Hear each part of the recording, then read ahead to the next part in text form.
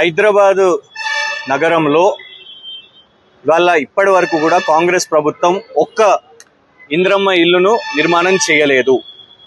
ప్రత్యేకంగా మా కంటోన్మెంట్ నియోజకవర్గంలో ఎన్నికల్లో ప్రచారానికి వచ్చినప్పుడు పొంగులేటి శ్రీనివాస్ రెడ్డి గారు స్థానిక ఎమ్మెల్యే శ్రీ గణేష్ వాళ్ళిద్దరు కూడా ప్రచారంలో అప్పుడు కాంగ్రెస్ పార్టీని గెలిపిస్తే 6,000 ఇంద్రమ్మ ఇళ్లను నిర్మాణం చేసిస్తాము అని వారు చెప్పడం జరిగింది. అంతేకాకుండా గత సంవత్సరం 12 ఆగస్టు 2025న కాంగ్రెస్ ఎమ్మెల్యే కంటోన్మెంట్ నుంచి వారు వెళ్ళి మరి ఇళ్ల శాఖ మంత్రి పొంగులేటి శ్రీనివాస్ రెడ్డి గారిని అక్కడ బోయిన్పల్లి మార్కెట్ పక్కన 8 ఎకరాల ఏదైతే జాగా ఉన్నదో అక్కడ ఈ 6,000 ఇంద్రమ్మ ఇళ్లను నిర్మాణం చేస్తామనేసి వాళ్ళు ప్రతిపాదించారు.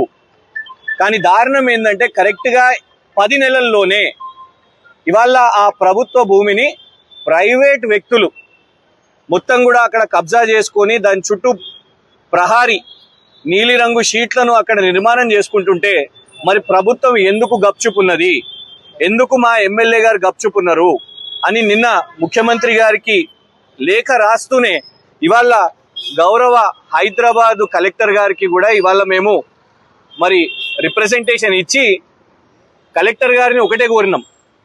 ప్రభుత్వ భూమి 6,000 ఇంద్రమ్మ ఇల్లు కంటోన్మెంట్ అక్కడ ఉన్న పేద ప్రజలకు వాళ్లకు మీరు నిర్మాణం చేయడానికి ఆ భూమి కోసం దయచేసి మీరు కొట్లాడాల్సిన అవసరం ఉన్నది, మీరు ఛాలెంజ్ చేయాల్సిన అవసరం ఉన్నది. ప్రైవేట్ వ్యక్తుల చేతుల్లో సుమారు 800 కోట్ల నుంచి 1000 కోట్ల ప్రైమ్ ల్యాండ్ ఇవాళ వెళ్ళిపోతుంటే మరి ప్రభుత్వం ఎందుకు కొట్లాడతలేదు, కనీసం దీన్ని ఎందుకు ఛాలెంజ్ చేస్తలేదు అనేది ఇవాళ గౌరవ కలెక్టర్ గారికి మేము కోరడం జరిగింది. గౌరవ కలెక్టర్ గారు కూడా సానుకూలకంగా వారు కూడా మరి మేము పెట్టిన రిప్రజెంటేషన్ ని తీసుకోవడం జరిగింది. 75 నుంచి 1975 నుంచి ఆంధ్రప్రదేశ్ ల్యాండ్ గ్రాబింగ్ యాక్ట్ లో భాగంగా అక్కడ ఎవ్వరు ప్రైవేట్ వ్యక్తులు ప్రయత్నం చేసినా 75లో 76లో 88లో వాళ్లకు నోటీసులు ఇవ్వడం జరిగింది. అక్కడ షెడ్లు వేసుకుంటే తీసేయడం జరిగింది.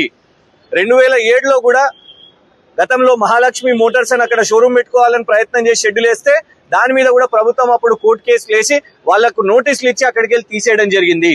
2009లో అప్పటి హైదరాబాద్ కలెక్టర్ నవీన్ మిట్టల్ గారు ప్రైవేట్ వ్యక్తులకు కొంచెం సపోర్ట్ చేస్తున్నారు అని అన్నప్పుడు అప్పటి కాంగ్రెస్ ప్రభుత్వమే తనపై విచారణ చేపట్టాలని ఆదేశించింది. మరి ఇవాళ కాంగ్రెస్ ప్రభుత్వానికి ఏమైంది? ఆనాడు కాంగ్రెస్ ప్రభుత్వమే 2013లో CCLA హర్ప్రీత్ సింగ్ గారు కనీసం బౌండరీలు లేవు, ఈ సర్వే నంబర్స్ డిస్ప్యూట్స్ ఉన్నాయి అని కంటోన్మెంట్ బోర్డు కూడా ఎలాంటి అనుమతులు ఇవ్వద్దు అని చెప్పినప్పుడు ఇవాళ కూడా MRO గారి దగ్గర మేము MRO గారిని కూడా అడుగుతున్నాం. అక్కడ MRO గారిని దీని మీద నిజానిజాలు బయట పెట్టాల్సిన అవసరం ఉన్నది. ప్రభుత్వం ఈ భూమి కోసం కొట్లాడాలి, 6,000 ఇంద్రమ్మ ఇళ్ల కోసం కొట్లాడాలి. ఇలాగే గప్చుప్ ఉంటే ప్రభుత్వం మరి ప్రభుత్వానికి చెందిన పెద్దలు దీని వెనుక ఉన్నారు అని డెఫినెట్ గా అనుమానం వస్తుంది. ఇవాళ నియోజకవర్గం మొత్తం కూడా ఎమ్మెల్యే శ్రీ గణేష్ 5 కోట్ల ముడుపులు ముట్టినాయి. అందుకే సంవత్సరం ముందు 6,000 ఇంద్రమ్మ ఇళ్ళని మంత్రి దగ్గరకు పోయినాయనే ఇవాళ ఒక్క మాట కూడా మాట్లాడతలేడు. అక్కడ డైరెక్ట్ గా 100 మంది గుండాలు అక్కడ నిలబడి స్థానికుల మీద దాడులు చేసిన విజువల్స్ కూడా ఇవాళ మీడియాకు వచ్చినాయి.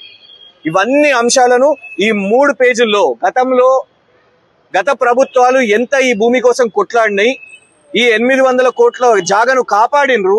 కానీ ఇప్పుడు 2026లో మరి అలా ప్రైవేట్ వ్యక్తులు వస్తుంటే ఎందుకు కాపాడతలేదు ప్రభుత్వం? దీని మీద ఛాలెంజ్ చేయాలి, కొట్లాడాల్సిందిగా హైదరాబాద్ కలెక్టర్ గారిని BRS తరఫున మేము కోరడం జరిగింది.